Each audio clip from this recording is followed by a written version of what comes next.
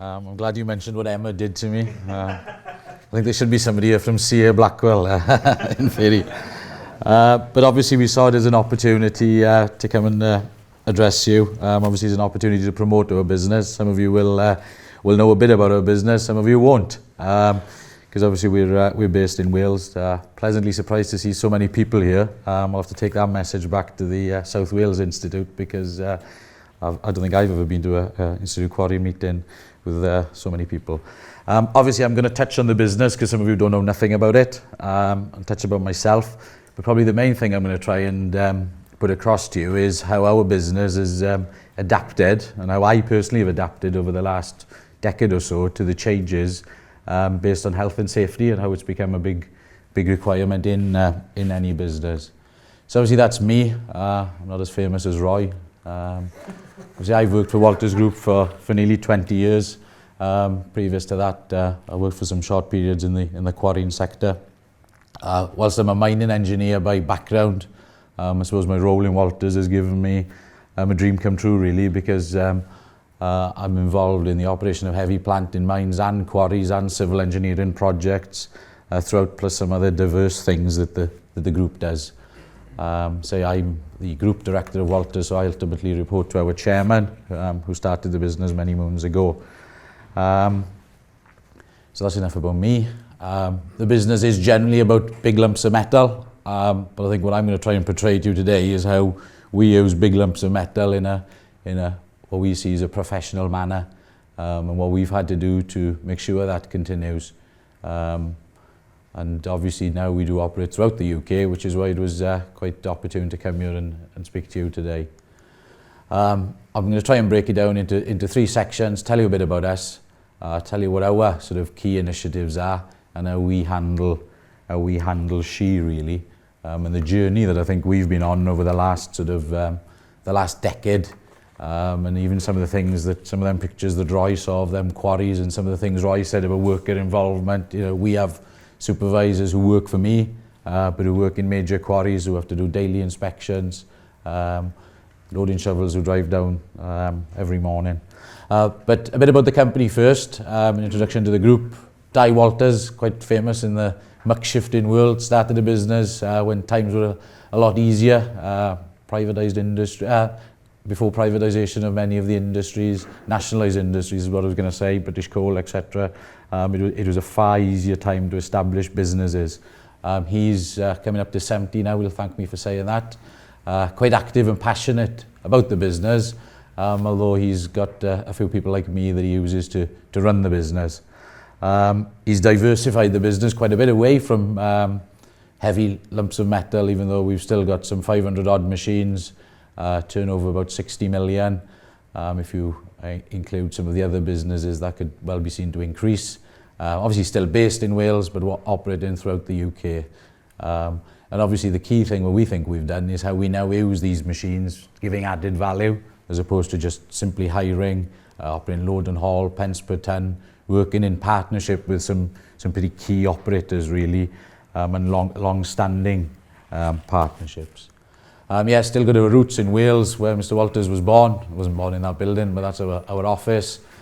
Some people, God, you've moved a long way into England, but we do have now a small office in Avonmouth.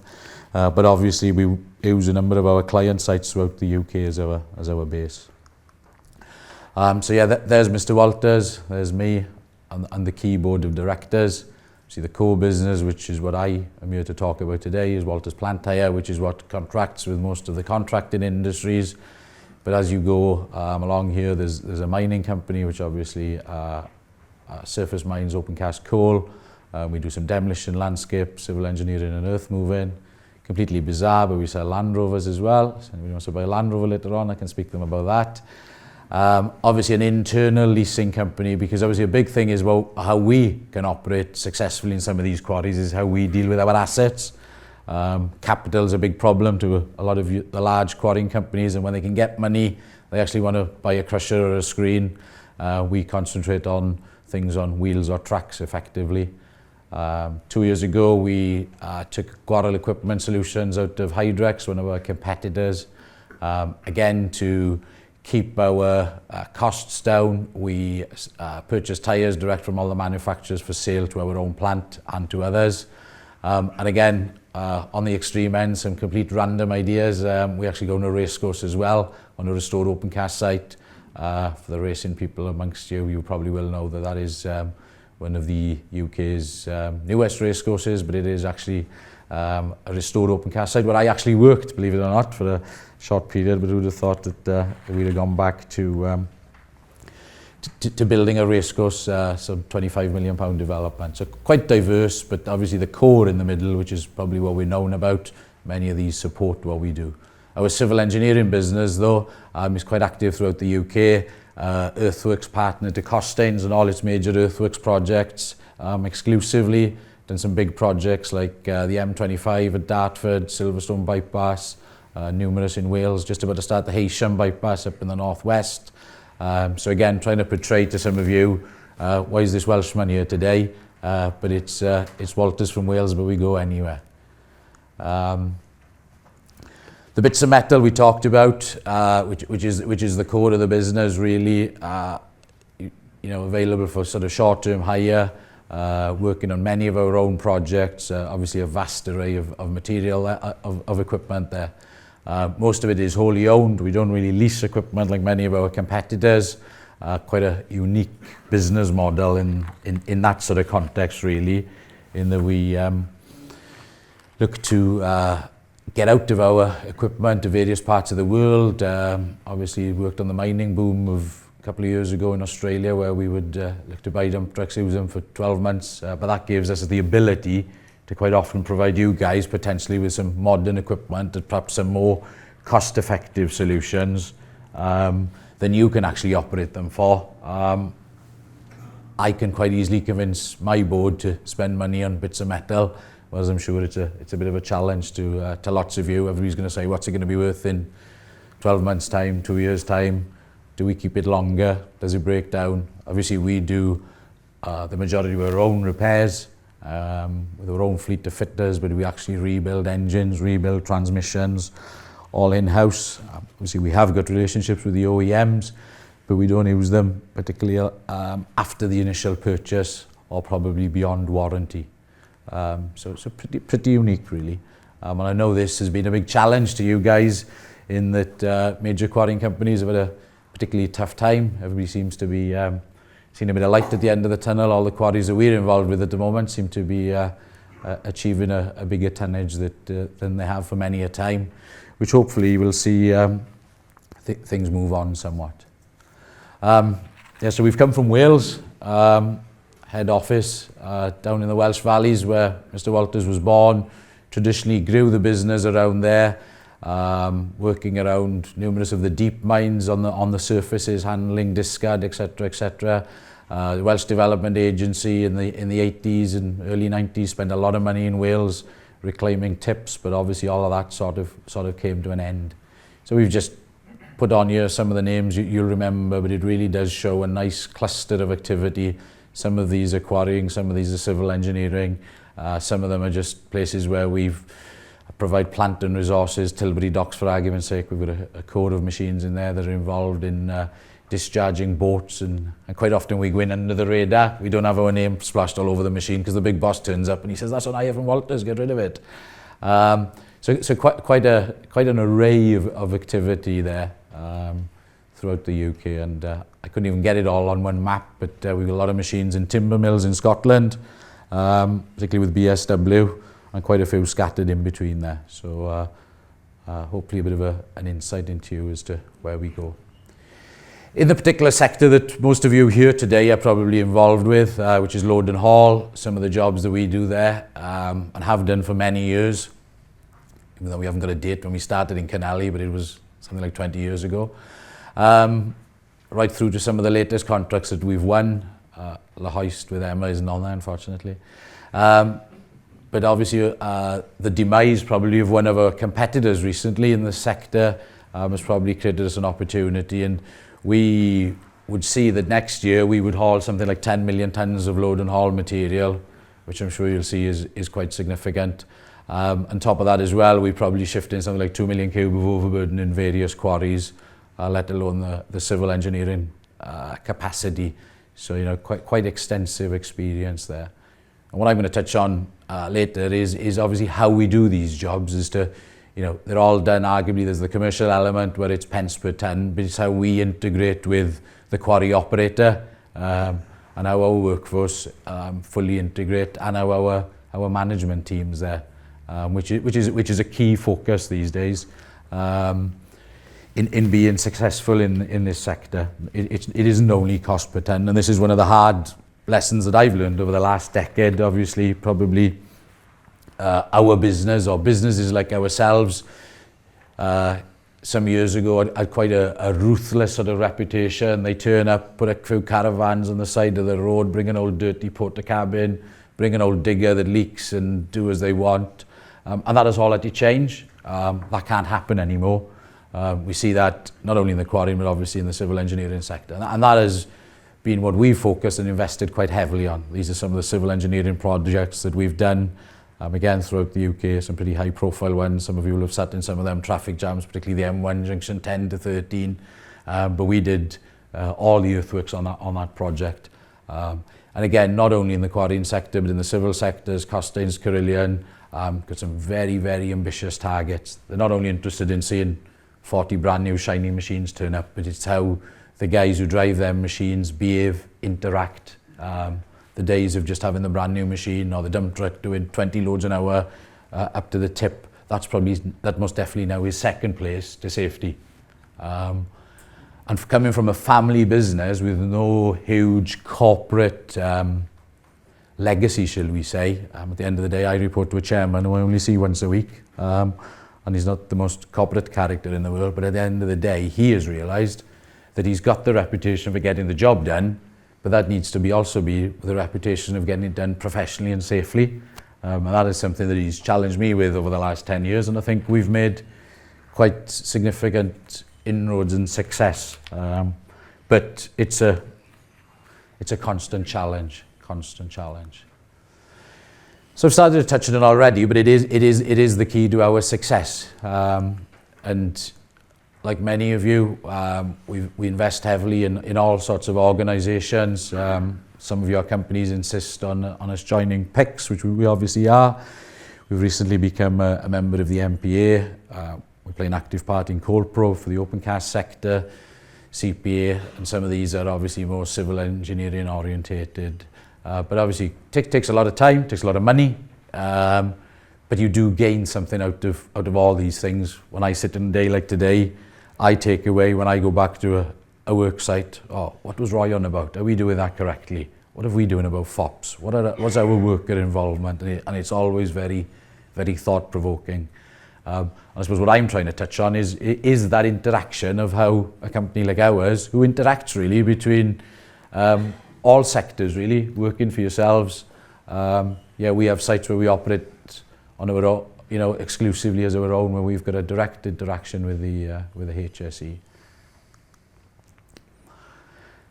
Many of the companies we work for, particularly Tarmac, or Lafarge Tarmac as it's known now, Hanson and AI of late, very long-standing relationships. A lot of our load and haul jobs, we've been there for 20 years. Seen some tough years, 2008 when quarrying seemed to stop. Seen a little bit of light at the end of the tunnel now. But partnership is the key to it. There are less and less people doing what we do. And I think that there's less and less people doing it sort of the way we do it. We're very, very passionate. Hopefully one thing you'll see today is it is a very passionate and personal business that we run in all aspects of what we do. But if I'd done this presentation 10 years ago, the objective there would have been get stone to the crusher as quick as possible and as cheap as possible. It's quite interesting to see that our key objective are some of the things that we've picked up from big companies like yourselves. We took part in a contractor safety partnership that Tarmac set up for best part of 2 years. It's probably a little bit of seeing the change now of Lafarge Tarmac. But we put a lot of time and effort into that. But I personally learnt a lot there from some of the challenges that the Tarmac directors arguably had from their peers. And of course my peer is a 70-year-old multimillionaire. But I picked up a lot of how they portray when they go out to the quarry, how they go and speak to everybody. And don't ask them, how's the dump, well, you do ask them, how's the dump truck going, and but also ask them, have they got any issues in terms of health, safety and environment. Big change in how we deliver our business and how we interact with our people. But it's important, and I think we're starting to reap the benefits of it as well, because I can stand up, and hopefully some of you will go away today and say, well, yeah, them guys are, they're pretty professional at what they do. Obviously, we need to make money, and it's a lot easier to deliver all of this when you've got a good business model, and thankfully we have really. And so we've got some strong core values, which I've probably touched on, and people. People are a very, very important part of Walters. I was with a manager for a major quarrying company last week, and he was telling me how he had to apply for his job every year. And I thought, God, that's pretty unfair, that is. I work for a ruthless guy who either kicks you up the backside or pats you on the back. And some days you have more kicks up the backside than pats on the back. But I thought that was pretty tough. And you probably all know the company I'm relating to. But let's hope there's better times to come. But people, I've worked for Walters for, as I say, over 20 years, having had short spells of changing sort of from one company to another in my youth, really. But I'm sort of very proud of being involved and of running this family business. And we've got a lot of people who've worked for us for a long time, because the things you can, if you've got money, you can all go and buy a new dump truck. But like I say to our guys, you're driving this dump truck in a very, very, very dangerous environment. If you win the lottery, you probably won't be spending as much money on buying a car. But they're the people who can either support you or let you down. Years ago, you'd see people who jump out of a dump truck, they wouldn't even put the helmet on, would they? The standards we expect today with gloves, glasses, full PPE. But it's important. And then people have seen a big change as well. But unlike a lot of our competitors, we don't use agency labour. We use a lot of people from, obviously a lot of them are Welsh, but a lot of them from all over the UK. Some of them are, thankfully, are fairly transient, that they work all over the place for us. And they've seen the change as well, whereas I would have 10 years ago gone, well, you could have done an extra load to the tip today. I'm more worried now, because what I don't want to be doing is standing up in front of the managing director of Hanson AI or Tarmac having had an accident. We can do the load the hour later. If you have an accident, you'll be on stop for 3 days. You won't do any loads. And we've completely changed the mindset, I think, of the business. I thought it was absolutely bonkers 3 years ago, because what I do every day now, the first day after Christmas, we don't do anything. Well, let's say we don't do anything. We essentially start back, but we get everybody together, get them all back to work. And then, obviously, people working on client sites further away, but we get everybody together and we have a safety day. And I picked that up from some of the major contractors. We're still a relatively small business, but we get everybody together in a room like this, and I get different people to have their say from the management or safety reps and what have you, and we have a pretty open debate. It works wonders. Never thought it would happen. Never thought that if our chairman found out I was doing it, he would support it. But it's the middle of winter. There's not a lot happening. It's first day back, new year, started off right. And it's great, and I was sitting here earlier on thinking, we got to get ready for next year's. So the years do go by. So we're all passionate about what we do at Walters. 300 staff, average length of service of 8.5 years, but some of them there's 25 years. And we arrange that. We bring in apprentices every year through our workshops, through to drivers that we train. So obviously the directors have got to start it off. That's something I've learnt. Someone would have asked me what VFL was 3 or 4 years ago, and I probably thought it was some gadget you put on a machine or something Peter sells. But obviously I've learnt a lot of that from working from guys like you. And I portray that to our managers, our supervisors, key to it all. Lots of them, we've got some of our supervisors who are geotechnically trained. They do geotechnical inspections in some of these quarries every morning before we go to work. They are absolute key guys, whereas it was before, they were, shout and scream, but now they have to sit in meetings, they use laptops, they can integrate fully up and down, whereas before supervisors used to integrate down. Now they have to integrate up as well. And they know that I'm looking for something different when I come to a site. Mobile engineers, we've got lots of them. White vans, difficult. They do some tricky jobs. Go to a quarry, dump truck's broken down on the haul road, need to get a wheel off it. 10 years ago, they'd have just turned up, opened the van and get on with the job, wouldn't they? We've had to go through quite a torturous process, but we get in there. Well, we've got that, I think. In training guys to do point of work risk assessment. I know all you guys have had to do this, but what I'm trying to portray as well is, and we're not the only people in the supply chain have done it, and that's one of the things when Tarmac had the Contractors Safety Forum, there were lots of people from different sectors of the supply chain, people who do engineering work on fixed plant for yourselves. But we all used to sit together and share some of the problems we had. Some of the, it is a problem. You go to a Hanson quarry, they want this. You go to a AI quarry, they want that. And I think we've seen some common ground there. But the engineers, fitters as we used to call them, but they've obviously got all their ticketed up to do various things, but they've had to change environmentally. They'd come and change the oil on a machine 15 years ago, wouldn't they? They just leave the oil on the floor, dig a hole, get rid of it. All them days are long gone. Long gone. And likewise with our operators, invest a lot of money into them. CPCS, Passport to Safety, MPQC, and not only though getting them involved in being able to drive, but in some of the other things, workforce involvement, just me going into the canteen when I turn up on the site and just talking to them about the business, but about things like this.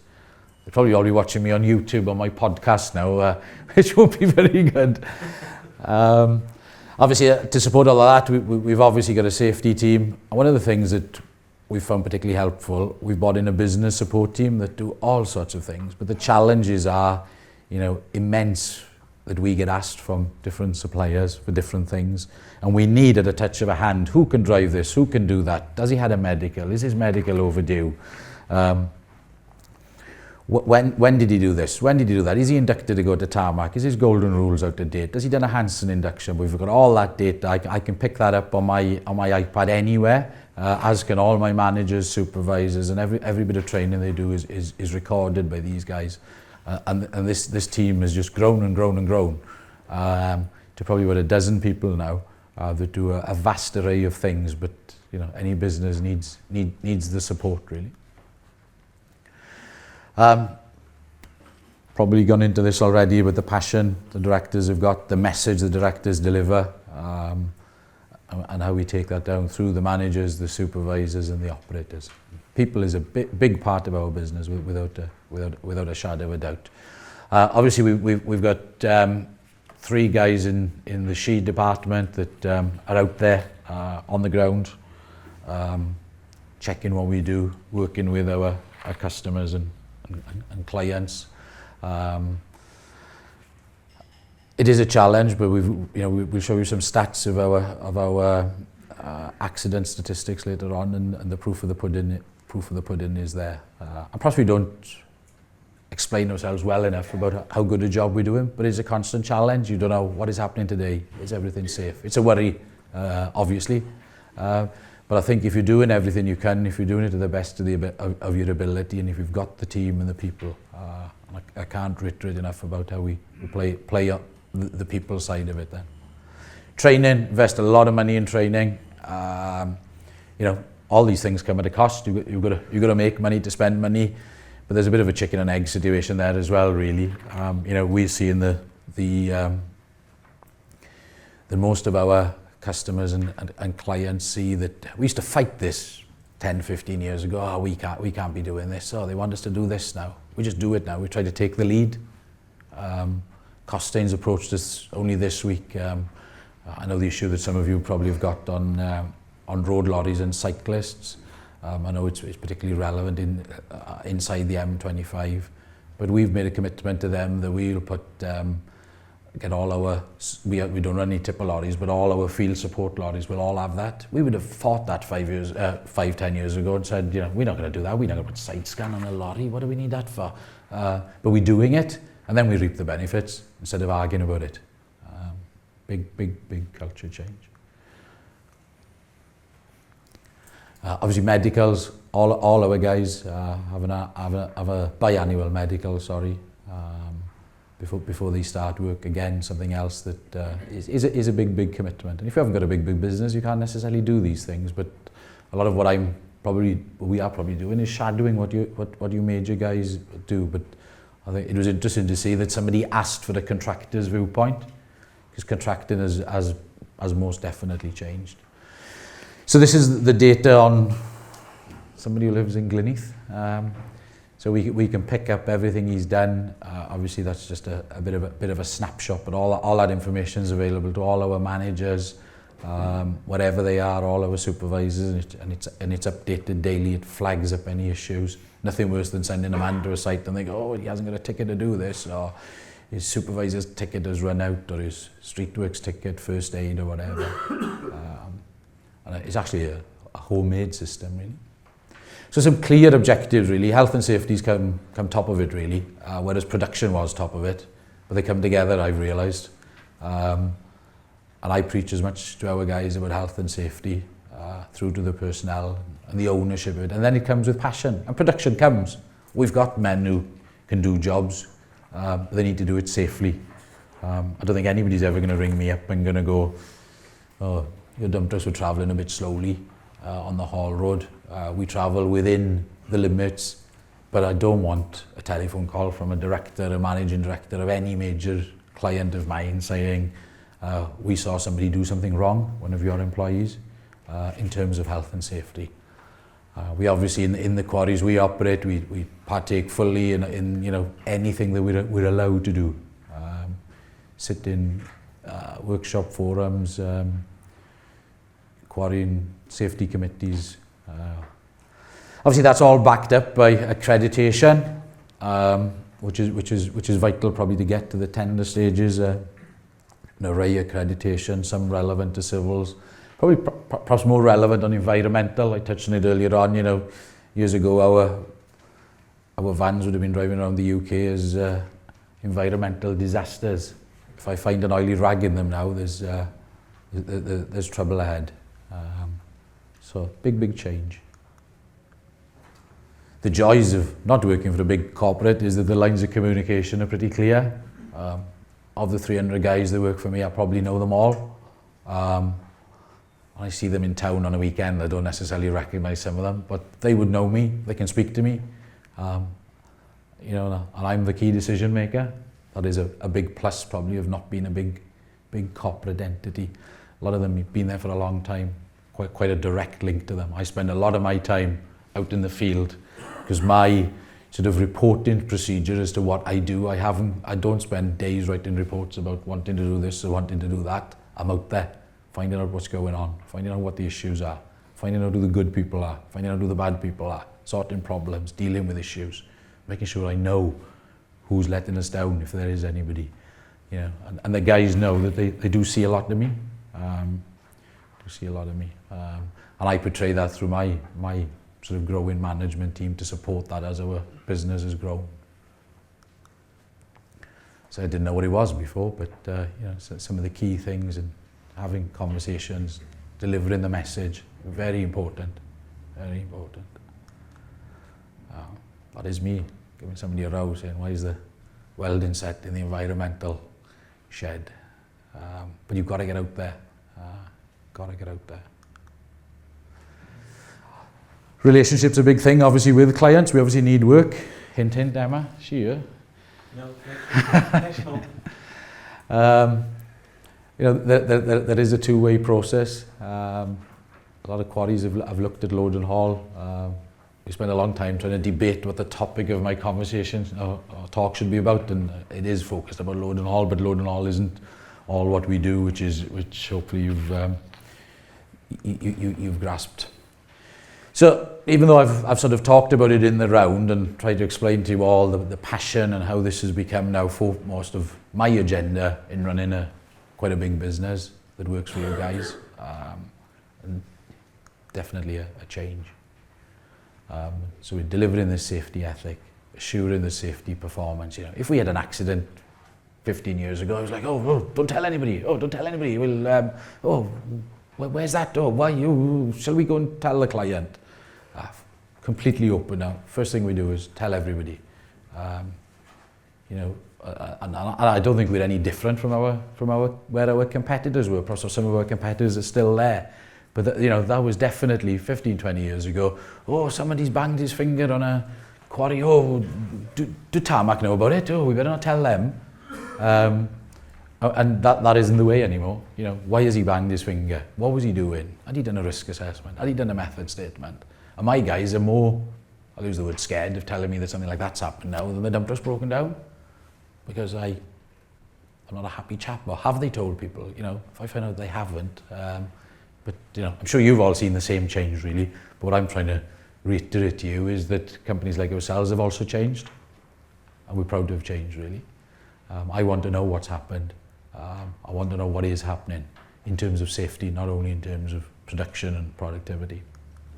I'm not a great man for stats, so don't question me too much about these. But obviously I do know what the number means. And yeah, if you'd have asked me to produce these, obviously we've been keeping them since 2008, 2 or 3 years ago, I would have gone, what's all that about? But I've made a big effort into knowing all of this, and I ask our guys, well, how does that compare to Hanson, Tarmac's figure, etc., etc. Obviously that's for the group, which covers the sort of diverse array of activities, you know, from the civil engineering sector as well. Obviously Walter's Plant Hire, which is what I'm exclusively responsible for, whilst I have a group responsibility, but Walter's Plant Hire is my baby. Something goes wrong here, I'm the unhappy chap, or I'm the chap that Kath Pickett or Roy may be coming to see, and as much as I like them, I don't really want to see them. So, you know, come a big focus, and again, just re-emphasising how that has just come so much into the limelight of what we look at. We'd be looking at utilisation of the plant fleet, and we still look at that, but we look at this first.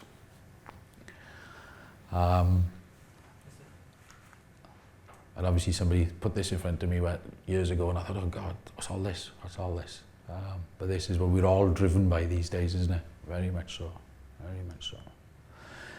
Near miss. A lot of our partners, clients are looking for us to increase this. And I was, 5 years ago, we don't have near misses because it's nearly an accident. You know, I gave one of our supervisors a bit of a talking to the other day because on a major site, and he just wasn't doing this. We were being criticised by our client, and you know, I think everybody in this room probably knows why it's got to be done, and we are actively doing it. But again, 5 years ago, I'd have been, well, that meant he must have nearly had an accident. Oh, we don't want to be having an accident. We don't want to be having an accident, but this stops the next accident.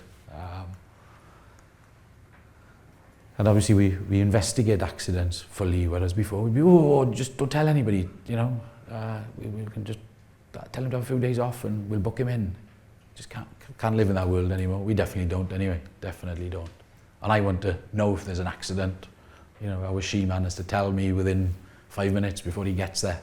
And I want to see this completed, and we sit down and we go through these things and we share them through, you know, with our workforce. We've got, as you can imagine, guys all over the place, but quite often when they get their pay slips, we use their pay slips not only to pay them, but to feed them this information. Safety newsletters, bulletins, near-miss reporting, some of the stuff that we pick up off safequarry.com. We feed these guys endlessly. They probably thought, plus just used to have our pay. But every other week with a pay now, there's something but you just got to deliver that message to them. Some of these guys are working remotely. But there's always some little thing. I'll pick it up somewhere and say, put that with the pay slips, get it to these guys, tell them about it. Tell them about the welder who had a bit of hot metal go down his boot because he was doing something wrong somewhere, because he may be a welder and he may make him think twice. Obviously some of the standard things, I think Roy touched on it, probably 10 years ago we all realised that we had to improve the equipment and the people. You know, the days of PPE where, you know, just give him a short sleeve vest and tell him to wear whatever he wants, and you know, has he got a pair of trainers? Well, whatever. Obviously we've got strict PPE requirements now, and it's we don't mess about. They have what they need. Safety glasses have been a big thing over the last few years. We had a fitter who had a piece of metal in his eye. He was wearing safety glasses. I don't go on holiday often, but I was in New York, spoilt my holiday. Thankfully he didn't lose his eye, and he did have glasses on. I was convinced he didn't, but they showed me some photos. but it weren't the best shaped glasses, you know, they weren't the curved glasses. So, and, you know, somebody had said to them, oh, you can have these glasses because they're a bit cheaper. And days are gone. Have all the glasses you want. I don't want any more holidays of mine spoilt. Mel, my partner, said to me, you're just so upset, you just want to go home, don't you? And that's the passion we show with it. And I'm not saying you guys are any different. Definitely not. Definitely not. Obviously, the plant we operate is the easy bit, really, these days. Yeah, you know, I think there's Peter will probably tell us later that he has got a few more gadgets we can get, but, you know, we've got them probably to a standard that's way above where it was a decade ago. And it's a bit of a non-brainer, as I call it now, as to, you know, you don't buy these things without all these bits on them, effectively. So that box is ticked. Yeah, there is a way to go, like I was telling you about scanning on the side of lorries, and there are some more initiatives. We're trying some all-round cameras now on some dump trucks, and always looking to, you know, try and improve things. But the core of that is done. The core of that is done.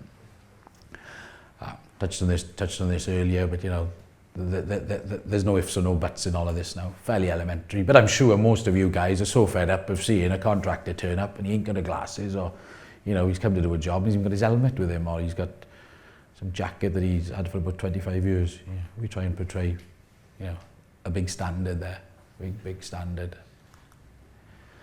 It's one of our fitters writing a point of work risk assessment.